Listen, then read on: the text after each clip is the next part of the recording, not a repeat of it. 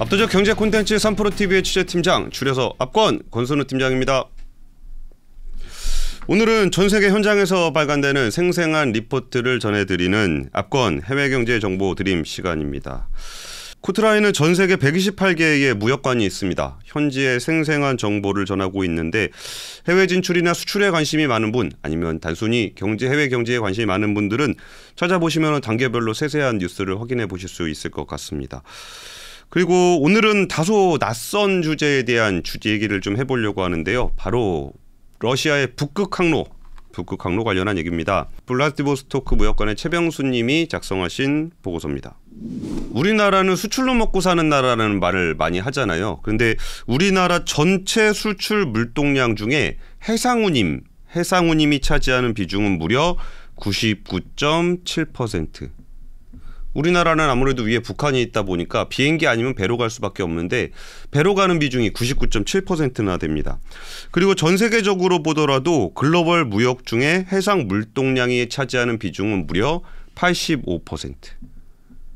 정말 많은 비중을 차지하고 있죠. 그래서 항로라는 것은 너무나 중요합니다. 배가 어디서 어디로 갈 수 있느냐에 대한 항로는 정말 전 세계 무역의 어떤 성패를 좌우할 정도로 굉장히 중요한데요. 주요한 해외로 돌아다니는 주요 해운망을 보면은 일단 우리나라를 중심으로 한번 생각을 해볼게요. 우리나라에서 미국으로 가는 이 아시아 태평양을 잇는 태평양 항로가 있고요. 그리고 이제 유럽과 북미를 잇는 대서양 항로가 있습니다. 그리고 유럽과 아시아를 잇는 아시아 태평양 항로가 있는데 보면은 여기를 지나가지고 오죠. 여기가 어디냐? 다들 아시는 이집트의 수에즈 운하입니다. 그럼 수에즈 운하가 발견되기 전에는 배가 이런 식으로 밑으로 돌아가지고 왔죠. 보통 인도라든지 중국이라든지 이런 데 갔는데, 그래서 처음에 유럽 사람들이 대항해 시대에 배를 운행할 때 이 아시아 대륙을 따라서 아프리카 대륙을 따라서 내려갑니다. 그런데 가도 대륙밖에 안 나오니까 배로 갈 수 있는 곳이 언제 인도가 나올 것이냐, 이런 것들이 궁금했었는데 가다 이 끝에서 드디어 배가 지나갈 수 있는 대륙의 끝을 발견하게 되죠. 그래서 여기에 이름을 희망봉이라고 이름을 붙이게 됐습니다. 그러다가 항상 이쪽으로 돌아가려고 그러면 너무 머니까 지중해와 홍해를 잇는 여기를 파서 운하를 만들어서 수에즈 운하를 만들었고, 수에즈 운하를 만들다 보니까 굉장히 빠르게 운송을 할 수 있게 됐어요. 이게 배라는 게 워낙 덩치도 크고 기름도 많이 먹다 보니까 이게 얼마나 오래 가느냐에 따라서 운송비 차이가 굉장히 많이 납니다. 그래서 예전에 2021년에 수에즈 운하를 지나가던 어떤 배가 픽 옆으로 쓰러져서 수에즈 운하를 막은 적이 있었죠. 그때 이제 우리 현대상선 HMM이 아시아에서 유럽으로 갈 때 원래 수에즈 운하를 이렇게 지나가야 되는데 막히니까 얘를 희망봉을 돌아서 주로 네덜란드의 로테르담 항으로 주로 갑니다. 거기로 가게 됐을 때 무려 9,000km를 더 항해를 해야 되는 그런 엄청난 항해를 걸렸고, 항해 시간도 10여 일 정도가 더 걸렸습니다. 우리나라 기준으로 부산항에서 네덜란드의 로테르담 항까지 가면은 22,000km 정도 거리를 가게 됩니다. 논스톱으로 운영하면 26일 정도가 걸리는데 그 거리 안에서 여기 홍콩 한번 들리고 상하이 들리고 싱가포르 들리고 그러면서 거기까지 가는데 한 40일 정도가 걸립니다. 그러면 이제 수에즈 운하를 지나가게 되면은 굉장히 빨리 지나갈 수가 있잖아요. 그러면 야, 이게 진짜 좋구나라고 생각을 하겠지만 수에즈 운하가 얼마나 중요하냐면 엄청 비쌉니다. 얼마나 비싸냐? 수에즈 운하를 지나는 연간 매출액이 한 약 9조 원 정도 됩니다. 그러니까 배가 지나가면 거기서 통행료 받은 것만 한 9조 원 가까이 되고요. 연간 한 22,000척의 선박이 이 수에즈 운하를 지나가게 됩니다. 그러다 보면은 이 부분들이 얼마나 이 배가 중요한가, 그리고 항로가 짧은 것이 얼마나 부가가치가 있는가, 이런 것을 좀 말씀드리고 싶었던 거예요. 그래서 오늘은 제가 북극 항로에 대한 이야기를 좀 드리려고 하는데, 북극 항로라는 것은 어떤 거냐? 우리 아까 전에 말씀드렸던 게 한국에서 수에즈 운하를 지나서 이렇게 유럽을 가는 이런 항로고, 북극 항로는 아까 이 위에서 보는 이 전도를 펴놓고 보면은 북극 항로가 보이지 않습니다. 왜냐하면 저 위로 지나가기 때문에 펴놓은 지도로 보지 말고 이거를 지구본으로 해서 위로 이렇게 보게 되면은 이렇게 도는 길, 이렇게 도는 길이 보이게 되는데 이게 바로 북극 항로입니다. 아시아를 이렇게 봤을 때 유럽에서 북극을 지나서 요렇게 돌아오는 이 길이 북극 항로입니다. 아까 이 항로가 짧아지면 얼마나 경제적인 효과가 있는지에 대한 말씀을 좀 드렸는데요. 이게 수에즈 운하는 희망봉보다 훨씬 더 가까워졌고 지금 수에즈 운하를 지나가게 되면은 항로가 22,000km를 가야 되는데 북극 항로를 지나가게 되면은 15,000km 정도밖에 들지 않습니다. 거리가 32%가 단축이 되고 운항 일수도 11이 줄어들게 되죠. 그러면 여기서 줄어드는 연료비만 수십억 원을 아낄 수 있기 때문에 북극 항로가 원활하게 뚫린다면은 정말 그 해운 입장에서는 굉장히 비용을 절감할 수 있고 물류가 절감된다는 거는 수출을 하는 모든 국가들이 환호할 만한 일이죠. 사실 이렇게 생각하면 뭐 누구나 다 떠올릴 수 있겠죠. 왜 지금 북극 항로를 이용하지 않을까라는 거는 너무 단순한 문제입니다. 북극은 일단 춥습니다. 북극은 당연히 춥고 춥다 보니까 일단 겨울에는 운항을 할 수가 없고요. 그리고 그 북극 항로가 개발된 지도 그렇게까지 오래되지 않았습니다. 그리고 여기를 이제 얼음이 많이 있으면 이제 쉐빙선이라 그래가지고 얼음을 뚫고 가는 그런 배를 이용해야 되는데 배가 비싸요. 그래서 비싸다 보니까 그런 북극 항로를 뚫고 다니기가 좀 어려웠던 거죠. 근데 요즘 들어서 왜 북극 항로 관련한 이야기를 많이 하냐? 그게 바로 기후위기 때문입니다. 기후위기가 발생을 하게 되면은 북극에 있는 얼음이 녹는다, 뭐 북극곰이 살 곳을 잃는다 이런 생각을 하는 것이 너무나 자연스럽고 안타깝고 우리가 막아야 될 일인데 그럼에도 불구하고 기후위기로 북극의 빙하가 녹으면 훨씬 더 이곳을 배가 지나기가 유리하게 되고 한 2025년쯤 되면은 겨울에도 배가 운행할 수 있을 것이다 라고 생각이 되기 때문에 이 북극 항로를 관심을 가지고 보게 되는 거고 이 항로는 뱃사람들 입장에서는 어마어마한 비용을 절감할 수 있기 때문에 꿈의 항로라고 부릅니다. 그래서 옛날부터 북극 항로를 개척하기 위한 노력들은 이어지고 있었습니다. 중세 유럽의 탐험대는 북극 항로를 개척하기 위해 1500년대부터 도전을 해왔는데요. 이 그림은 네덜란드의 선장 빌렘 바렌츠의 그림입니다. 이게 어떤 그림이냐면 1596년에 바렌츠 선장이 탐험대를 이끌고 북극 항로를 개척하기 위해 떠났습니다. 그런데 중간에 배가 가다가 얼음 사이에 배가 갇혀버리게 된 거죠. 그래서 어떻게 해야 되나 기다려야 되나 어쩌야 되나 그러다가 육지로 내려서기로 합니다. 그래서 일단 육지로 내려서서 얼음이 녹을 때까지 한번 기다려보자 라는 생각을 했던 건데 육지에 내려가 보니까 아무것도 없는 거예요. 그냥 얼음만 쫙 깔려 있었던 거죠. 그래도 어떻게든 살아야 되니까 있던 그 배를 다 뜯어서 나무 배를 뜯어서 그 나무로 이 집을 짓게 된 겁니다.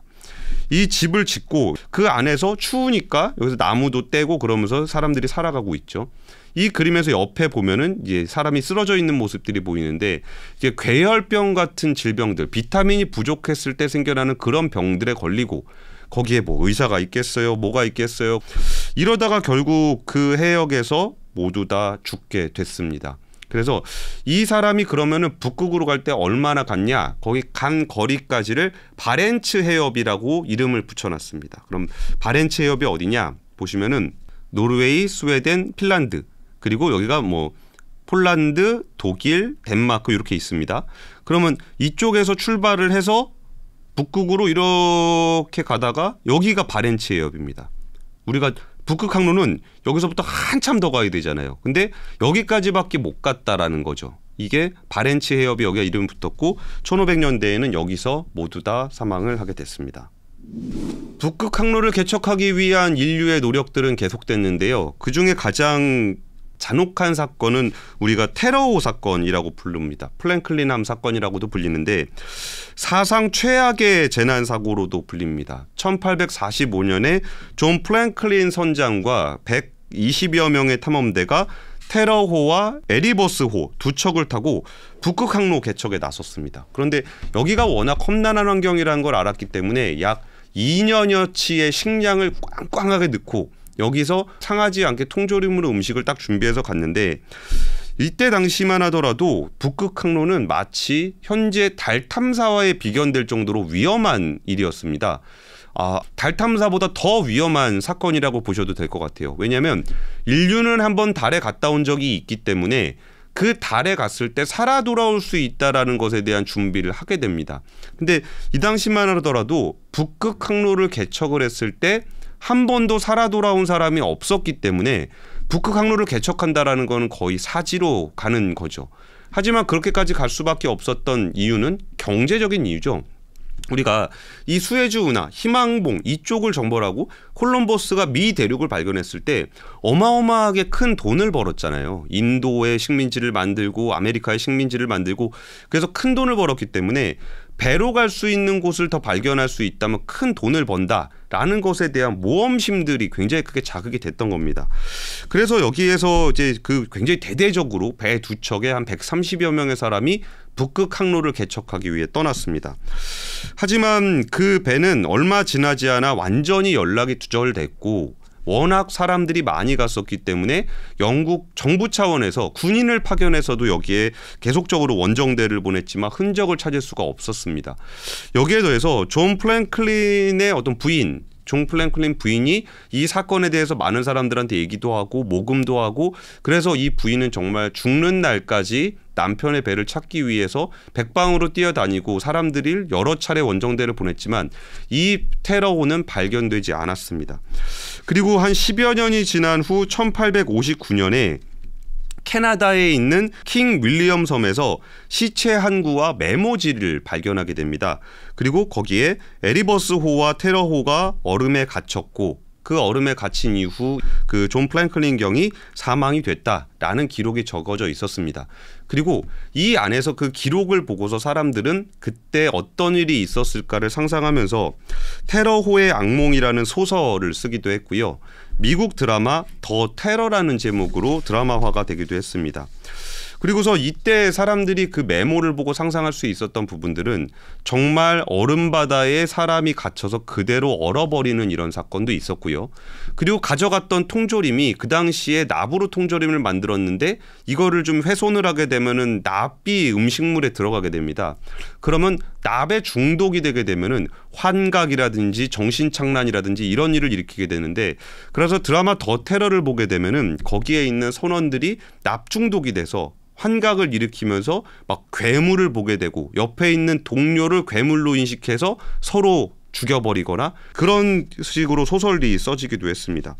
그리고서 실제로 1980년대 들어서 이 미라 세구가 발견이 됐습니다. 그 지역, 그 아까 캐나다 그 지역에서 그 지역에서는 납 중독된 그 납이 일반 정상 수치의 10배가 넘는 수치가 발견이 되면서 아, 납 중독으로 인해서 이런 일이 발생할 수 있었겠구나라는 상상을 좀 자극하게 됐습니다. 결국 에리버스호와 테러호가 발견된 거는 그렇게 오래되지 않았습니다. 2014년. 그러면은 우리가 아까 이 배가 떠난 때가 1845년이잖아요. 1845년에 떠난 배가 2014년에 에리버스호가 발견되고 2016년에 테러호가 발견이 됐습니다. 이게 그렇게 발견이 된 시간이 오래 걸렸던 거는 이때 이 일을 정말 그냥 그대로 방치했던 게 아니라 정말 북극을 연구하는 수많은 정부가 이 테러호의 잔해를 발견하기 위해서 굉장히 많은 노력을 했습니다. 그 결과로서 밝혀지게 된 건데 최근 2016년이면 지금 6년 전이잖아요. 그러면 이게 6년 전에 발견될 정도로 너무나 혹독한 자연환경이기 때문에 이 북극 항로가 여전히 꿈의 항로로 남아있는 이유기도 합니다. 그리고 이 테러호 에리버스호를 발견하게 됐던 얘기 중에 또 인상 깊은 에피소드는 북극 지방에 사는 이누이트들 사이에서 거기 어디에 얼음에 사람이 있다, 어디에 뭐 누가 묻혀 있다, 어디에 배가 침몰했다 이런 식의 전설이 내려왔었다는 거예요. 구전으로 내려오는 그런 설화 같은 게 있잖아요. 그래서 뭐 어떤 사람들이 있는데 그 사람들은 뭐 무기를 쓰고 뭐 북극곰하고 싸우고 막 그런다라는 구전 설화가 이누이트 사이에서 있었는데 그 이누이트들의 구전 설화가 실제 현실인지를 하나 따라가다 보니까 거기에서 침몰한 테러호와 에리버스호를 발견하기도 했다고 합니다. 그리고 결국 이제 북극 항로에서 살아 돌아온 사람은 우리가 한 번쯤 어렸을 때 위인전에서 봤던 아문센이라는 사람입니다. 남극점을 처음으로 갔던 탐험가, 노르웨이 탐험가가 아문센인데 이 아문센이 그 북극의 얼음이 좀 녹았을 때 그 시즌에 맞춰서 북극항을 통해서 북미 대륙까지 가는 그 노선에 살아서 도착하게 됩니다. 그러면서 처음으로 북극 항로라는 것이 가능한, 인류가 가능하다는 것을 한번 확인하게 됐고, 아문센 같은 경우는 철저하게 유럽에서 준비한 게 아니라 그쪽 지역, 북극 지역으로 일부 가서 거기서 살고 있는 그 이누이트들의 삶을 보고 그 사람들의 삶에 따라서 어떤 옷을 입어야 되고 음식은 어떤 음식을 준비해야 되는지 그런 것들을 준비를 해서 인류가 처음으로 북극 항로라는 것을 개척하게 됩니다. 북극 항로는 100여 년 전부터 꿈의 항로였지만 인류가 과학적으로 많이 발전을 했음에도 불구하고 미지의 영역으로 남아 있다가 아까 설명드린 것처럼 지구온난화로 북극의 얼음이 녹다 보니까 선박이 다닐 수 있는 항로로서의 가능성이 굉장히 높아졌습니다. 그래서 1985년부터 최근 35년간 북극해의 빙하가 30% 이상 280만 제곱킬로미터가 소멸이 됐고 앞으로 30년간 지금 있는 빙하도 50% 정도가 사라질 것으로 전망을 하고 있습니다. 그러다 보니까 러시아가 그 북극 쪽에 굉장히 많은 땅을 차지하고 있다 보니까 러시아에선 여기서 관심이 되게 많아서 지금 북극 항로를 통해서 2021년 3,485만 톤을 운송했고 올해 들어서 7월 중순까지 한 1,770만 톤으로 5% 정도가량 증가를 했습니다. 이쪽을 보면은 여기 2021년에서 넘어가는 요 시점에 급격하게 물동량이 늘어나는 모습을 보이는데 이게 그 로사톰이라는 러시아 회사가 좀 예상한 통계입니다. 그래서 러시아가 굉장히 적극적으로 북극 항로를 뚫어보려고 하는 그런 노력을 하고 있다는 걸 알 수 있고 여기에 더해서 러시아가 좀 더 적극적으로 북극 항로에 투자를 하게 된 거는 러시아 우크라이나 전쟁으로 러시아가 더 이상 서방 쪽으로 진출하기가 굉장히 어려워졌습니다. 그리고 이제 그 러시아의 선박들이 다른 나라의 항구에 입항할 수가 없게 되고 또 러시아의 차량들이 유럽에 있는 영토를 밟지 못하게 되니까 러시아는 더 훨씬 더 적극적으로 대체 물류 경로를 발굴해야 될 필요성이 생긴 겁니다. 여기에 더해서 그 당시에 수에즈 운하를 막았던 에버 기브노 사건. 2021년에 그 수에즈 운하를 배 한 척이 막자마자 시간당 무려 4억 달러의 손실. 4억 달러면 거의 한 5천억이 넘죠. 그러니까 시간당 5천억이 넘는 손실이 발생을 하다 보니까 이 부분에서 수에즈 운하를 대체할 수 있는 항로에 대한 기대도 굉장히 높아졌었던 겁니다. 그래서 러시아 정부는 1년에 2회 이상 일단 북극 항로를 통해서 1년에 2번 이상 왔다 갔다 하는 그런 선박회사에게는 매년 5,600억 루블을 지원하겠다라는 정책을 발표한 상황이고요. 여기에 더해서 러시아가 이 북극 항로에 관심을 가지고 그리고 러시아뿐만 아니라 북극을 둘러싼 다양한 나라들이 이 북극 항로에 관심을 많이 갖는 중요한 이유 중에 하나가 천연가스 때문입니다. 천연가스가 제일 많이 나오는 나라가 카타르, 그 다음에가 이제 러시아인데 러시아에서도 천연가스가 많이 나오는 지역이 어디냐면 관심 있는 분들은 한 번쯤 이름을 들어보셨을 수도 있을 것 같은데 야말 프로젝트, 아크 LNG2 이런 얘기를 들어보셨을 겁니다. 여기가 야말 아크 LNG2 지역입니다. 여기서 천연가스가 만들어지게 되면은 이 천연가스가 이렇게 유럽 항로를 따라서 아시아로 LNG 형태로 배송이 되는데 이거를 만약에 북극 항로를 거쳐서 간다 그러면 훨씬 더 가깝게 이렇게 운송을 할 수가 있게 되겠죠. 그러다 보니까 아크 LNG2라든지 야말 프로젝트를 할 때 천연가스를 캐는 프로젝트뿐만 아니라 거기에다가 LNG 선박, 우리나라 조선사들이 LNG 선박 잘 만들잖아요. 그래서 이 프로젝트 관련한 LNG선도 많이 발주가 됩니다. 그런 한편 이 배들이 잘 운행할 수 있는 항로를 찾아야 된다라는 관점에서 이 북극 항로가 굉장히 적극적으로 좀 관심을 받고 투자가 이루어지고 있는 겁니다. 현재는 북극 항로에서 운행되는 쇄빙선이 한 9척 정도가 되고 러시아는 다양한 디젤 그리고 원자력 쇄빙선을 개발해서 2030년까지 17척의 선박을 투입할 예정입니다. 쇄빙선 외에도 얼음이 좀 녹으면 쇄빙선이 아니더라도 갈 수 있기 때문에 컨테이너라든지 LNG 선박 등을 거쳐서 한 132척 정도가 필요하다라고 보고 현재는 45척이 운행 중이며 32척이 건조 중 55척이 건조 예정입니다. 55제 건조 예정. 그러면 이 부분에 대해서 관심을 가져야 되는 부분은 북극 항로 자체도 있지만 만약에 이쪽에서 LNG라든지 아니면은 그 추위에 강한 그런 컨테이너선이라든지 이런 것을 한 55척 정도가 아직 발주가 안 나왔다라고 한다면 이 선박의 발주가 누가 수주를 할 수 있을 것이냐? 우리나라 조선 3사. 현대중공업, 삼성중공업, 대우조선이 수주를 할 수 있게 되겠죠. 그래서 조선주 투자하시는 분들은 LNG 프로젝트가 어디에서 어느 시점에 만들어지고 있는지를 좀 관심을 가지실 필요가 있어요. 왜냐하면 조선주는 수주 소식이 전해지면은 거기서 주가가 좀 많이 움직이거든요. 근데 그 수주라는 건 결국은 LNG 프로젝트의 한 부분으로 존재하는 겁니다. 그래서 LNG 프로젝트가 생기고 발주를 하게 되고 그 발주가 우리나라 조선사가 수주를 하는 거기 때문에 전 세계에 퍼져 있는 LNG 프로젝트들의 진행 상황을 잘 점검해 보시면 우리나라에는 어느 정도 LNG선이 수주가 되겠구나 하는 거를 좀 알 수 있을 겁니다. 그리고 여기에 더해서 항로를 만들려고 한다 그러면 이게 단순히 이게 배가 그냥 갈 수 있는 것뿐만이 아니라 항구가 필요하겠죠. 그래서 지금 여기에는 북극 항로에는 한 70여 개 정도의 크고 작은 항구들이 이렇게 있습니다.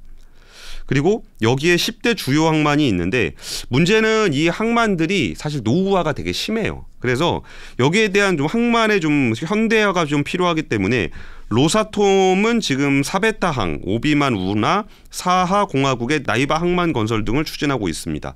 그래서 여기 이 북극 항로를 지금 지나가는 이쪽에 항구가 만들어지고 항로가 뚫리고 배가 만들어지고 한다면 우리가 항상 꿈꿔왔던 그 북극항이 열릴 수도 있겠다. 북극 항로가 열릴 수도 있겠다라는 기대감은 점점점 커지고 있는 상황입니다.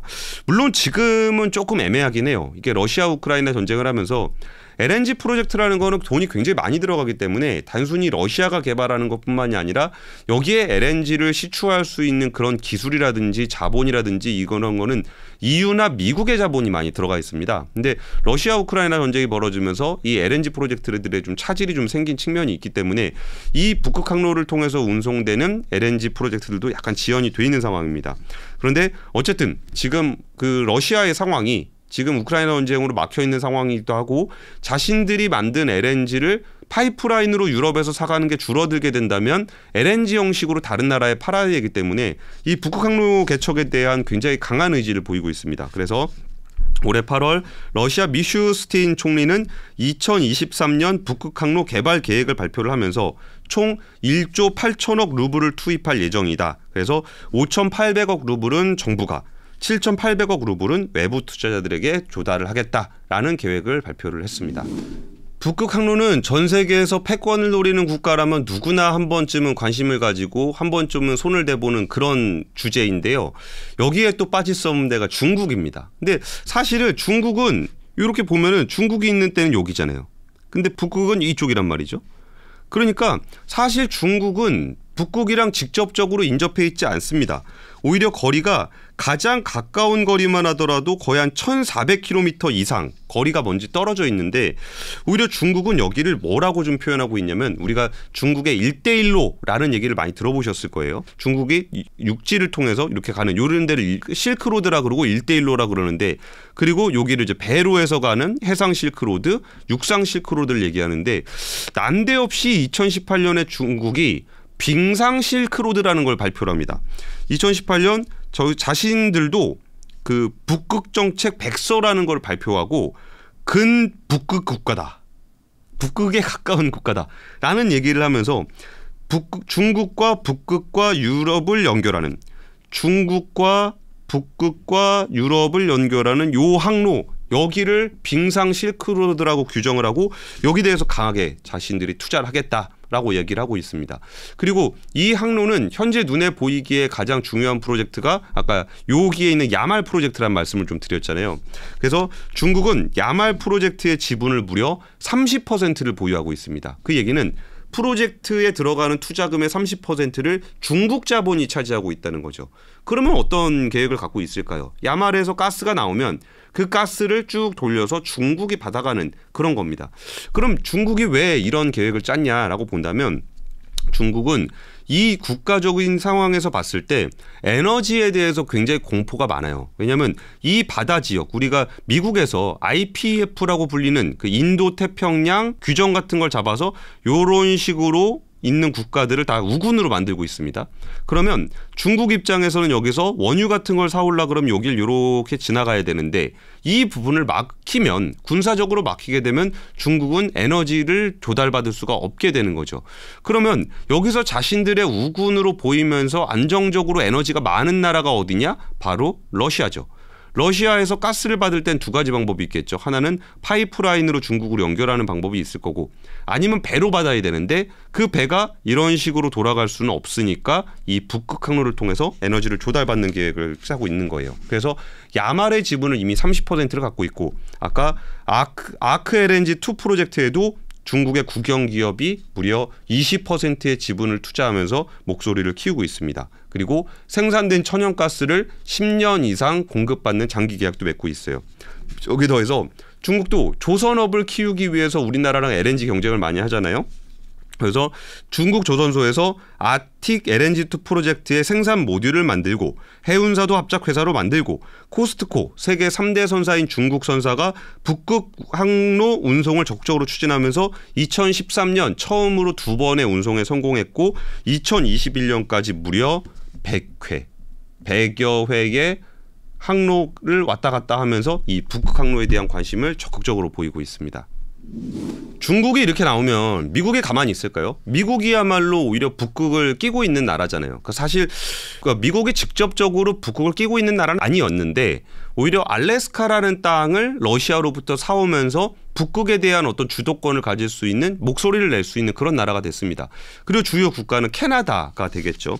그래서 여기에는 그 북극을 둘러싸서 여기가 누구의 땅이냐, 누구의 권한이 있느냐 이걸 가지고 경쟁을 되게 많이 해요. 이 사진은 이전에 트럼프 대통령 당시의 국무장관이었던 마크 폼페이오 장관입니다. 폼페이오 장관이 이제 북극 이사회라는 게 있어요. 북극을 둘러싸고 있는 그 나라들, 뭐 아이슬란드, 캐나다, 러시아 이런 데들이 북극 이사회라는 조직을 가지고 있는데 여기에 미국에서 참여를 하면서 뭐라 그랬냐? 여기는 기후위기에 대해서는 이건 거짓말이다. 트럼프 대통령이 기후위기 거짓말이라고 했던 얘기 보신 적이 있잖아요. 그러면서 파리기후협약도 탈퇴를 한 적이 있었죠. 그리고 북극의 얼음이 녹아? 북극의 얼음이 녹으면 좋지. 그 얼음 녹으면 우리가 거기다가 항로를 만들어서 유럽과 북미를 연결하는 단거리 항로가 되면 얼마나 좋겠느냐라는 얘기를 했어요. 거기에 더해서 폼페이오 장관은 북극에는 발견되지 않은 석유가 13%, 가스가 30%가 매장돼 있고 풍부한 우라늄, 히토류, 금, 다이아몬드를 포함해서 어마어마한 미개발 자원 어장량을 보유하고 있다라는 얘기를 했어요. 그리고서 거기에 대해서 중국에 대한 견제구도 놨습니다. 중국 너네는 그 북극에 인접한 국가가 아닌데 왜 너네가 북극 이사회에 참여를 해? 라고서 비판을 한 적도 있습니다. 그러면은 이제 거기서 북극이랑 좀 상관이 없어 보이는 나라, 우리나라도 있겠죠. 우리나라도 2013년에 일본과 우리나라와 중국 그렇게 옵저버 이게 북극 이사회에 참여를 뭐 직접적으로 목소리를 낼 수 있는 발언권은 없지만 참여할 수 있는 구경할 수 있는 옵저버로 참여를 하고 있습니다. 그리고 북극에 대해서 미국이 관심이 많이 보이는 이유는 이 항로가 짧아진다 그리고 항공로가 짧아진다는 거는 경제적으로도 굉장히 큰 의미가 있지만 군사적으로도 굉장히 큰 의미가 있습니다. 왜냐하면 최단거리로 날아갈 수 있다는 거는 대륙간 탄도미사일 ICBM의 관점에서도 가장 짧은 거리를 날아갈 수 있는 그런 미사일을 볼 수 있는 그런 거리이기 때문에 여기를 누가 장악하느냐에 따라서 관심이 굉장히 많습니다. 그래서 이제 중국이 2018년 북극 정책을 발표하고 뭐 빙상 싱크로도 얘기하고 그랬을 때 그 미국에서 얘기했던 야 니네는 무슨 3,000km나 떨어져 있는데 니네가 왜 북극 국가야? 라는 얘기를 했던 것도 군사적인 목적도 있습니다. 여기에 더해서 북극이라는 곳은 바다잖아요. 그러면 그 대륙간 탄도미사일이 이제 땅에서 쏠 수도 있겠지만 잠수함에서 쏠 수도 있거든요. 그러면 북극에 있는 얼음 밑으로 잠수함이 싹 있다가 얼음이 없는 곳에 쫙 있다가 거기서 갑자기 미사일을 뿅 쏜다. 그러면 이게 군사적으로 굉장히 큰 위협이 된다는 거죠. 그래서 러시아 같은 경우는 이 북극 항로 관련 프로젝트들을 하면서 소련 시절의 군사기지를 부활시켜서 핵잠수함, 쇄빙선 함대 같은 것들을 두고 이러면서 여기에 대한 군사적 긴장감도 살짝은 높여놓은 그런 상황이 됩니다. 그러면 우리가 항상 미국이랑 친하다고 생각하는 일본은 어떤 관심을 가지고 있냐? 일본 같은 경우는 사실 이렇게 그 일본이 북극에 붙어 있는 나라라고 보기는 좀 어렵잖아요. 근데 일본 같은 경우도 북극 이사회에 옵저버로 참여를 하면서 여기서 이제 북극 항로에 대한 관심들을 계속 보이고 있는데 그 이유는 너무나 뻔하죠. 일본이 있는 지역도 있고 일본도 에너지를 많이 받아와야 됩니다. 근데 에너지를 받아올 때 북극 항로를 통해서 이쪽에서 천연가스를 받아올 수 있는 루트가 생긴다면 일본 입장에서도 굉장히 중요한 에너지 루트가 될 수 있고 이거를 물류 차원으로 보더라도 유럽으로 가는 노선을 잡을 때 이 북극 항로가 굉장히 매력적으로 다가오는 겁니다. 그래서 앞에서는 일본이 항상 미국 편만 드는 것처럼 보일지 모르고 그리고 러시아라든지 중국과는 굉장히 좀 경쟁적이거나 아니면 좀 약간 적대적인 모습을 보이고 있을지 모르겠지만 1990년대부터 이미 북극에 대한 연구를 시작했고 2013년 우리나라와 함께 북극 이사회의 옵저버 정식 지위를 획득을 했습니다. 그리고 여기에 대해서 일본 북극 거버넌스와 외교 전략이란 보고서를 발표하면서 북극 연구를 위한 기술 개발, 인재 약성, 북극 투자들을 얘기했습니다. 그래서 이미 2015년부터 북극에 대한 정책을 발표를 했고요. 일본 같은 경우도 이쪽에 있는 두 가지 프로젝트, 야마라고 아틱 LNG2 여기에 10%의 지분을 이미 확보를 해서 안정적인 가스 도입을 추진하고 있고요. 2017년에 마루베니 상사와 미쓰이 상사 여기는 일본에 있는 기업들인데 여기에서 노바텍은 러시아 회사입니다. 여기에서 캄차카 LNG 환적 터미널 그러니까 LNG를 만약에 생산을 하게 되면은 그거를 배에다 싣고 옮기고 하려면 터미널이 필요하거든요. 터미널이 일종의 주유소 같은 겁니다. 이제 기름을 갖다 넣고 기름을 받아가고 이런 환적 터미널에도 마루베니 상사와 미쓰이 상사 노바텍이 환적터미널 사업을 위한 양해각서를 2017년에 체결을 했습니다. 여기에 더해서 2020년에는 노바텍이 야말반도에서 생산한 LNG를 최초로 북극 항로를 통해 일본으로 인도하기도 했습니다. 그래서 일본 같은 경우도 여전히 아까 여러 가지 품목들이 있잖아요. 여기서 생산이 있고 운송이 있고 거기 또 조선이 있는데 일본 같은 경우도 북극 항로용 선박 건조에는 관심이 많은데 워낙 LNG선 경쟁에서 한국하고 중국의 경쟁이 좀 밀리다 보니까 이런 문제가 좀 있고 또 러시아는 요 쿠릴 열도 관련해서 이쪽 지역에 대해서 러시아하고 갈등이 있기 때문에 이 북극 항로 관련해서 러시아하고의 관계는 살짝 긴장감은 있지만 그럼에도 불구하고 기업들 사이에서는 투자가 이루어지고 실질적인 경영 비즈니스가 이루어지고 있는 상황입니다. 우리나라 같은 경우도 2013년에 북극이사회 정식 옵저버 자격을 획득을 했었고요. 우리나라는 어떤 기대가 있냐면 이제 북극 항로가 열리게 되면은 동북아 물류 허브를 부산항이 할 수도 있을 것이다 라는 것에 대한 기대가 좀 있어요. 이게 현재도 한국은 부산항만 환적 물량 2위를 차지하고 있고 컨테이너 처리 실적도 7위입니다. 인천공항 같은 경우는 국제선 환물 처리량 2위이기 때문에 우리가 조금만 잘하면 그리고 여기가 이제 북극으로 넘어오게 되면은 북극에서 이렇게 넘어오게 되면 이게 우리나라가 여기 딱 길목을 지키고 있잖아요.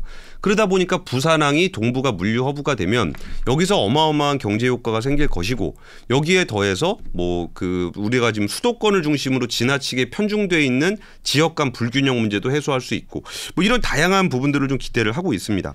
근데 물론 중국 같은 경우는 달해낭을 동북아 물류 허브로 만들겠다. 일본 같은 경우는 북극 항로를 거쳐서 홋카이도 토모코마이항을 허브로 만든다. 이런 생각을 다들 가지고는 있어요. 그래서 이 북극 항로라는 게 우리랑 아예 먼 얘기처럼 들릴 수도 있겠지만 어쩌면 우리나라의 신성장 동력이 될 수 있는 물류의 허브가 될 수도 있는 그런 항로이기 때문에 우리나라에서도 계속적으로 관심을 가지고 해양수산부에서 관련 정책들을 계속적으로 내고 있습니다.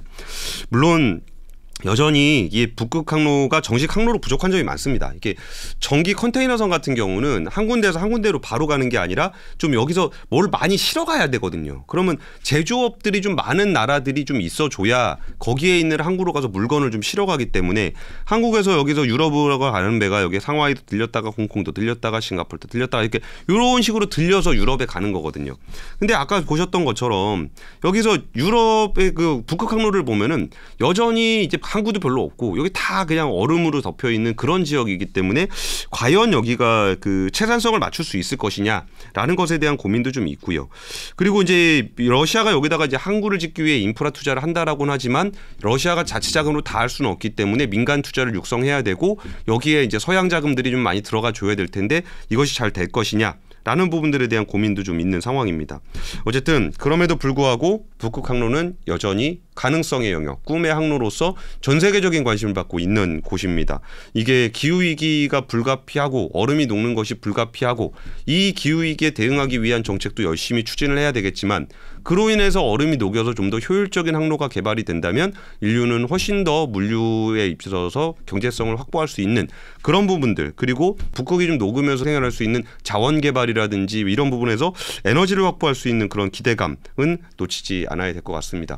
이 북극 항로 이슈는 앞으로 뭐 단기적으로 크게 달라질 이슈는 아니지만 중장기적인 측면에서 뭐 에너지, 물류 차원에서 너무너무 중요한 이슈이기 때문에 잊을만 하면 한 번씩 다뤄드리도록 하겠습니다.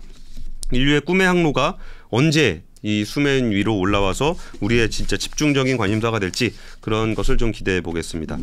오늘은 해외 경제 정보 드림, 코트라가 함께하는 해외 경제 정보 드림에서 북극 항로를 주제로 하는 그 블라디보스토크의 최병수님이 작성하신 글로벌 마켓 보고서를 기반으로 악권을 준비해 봤습니다. 지금까지 권순우 기자였습니다. 감사합니다.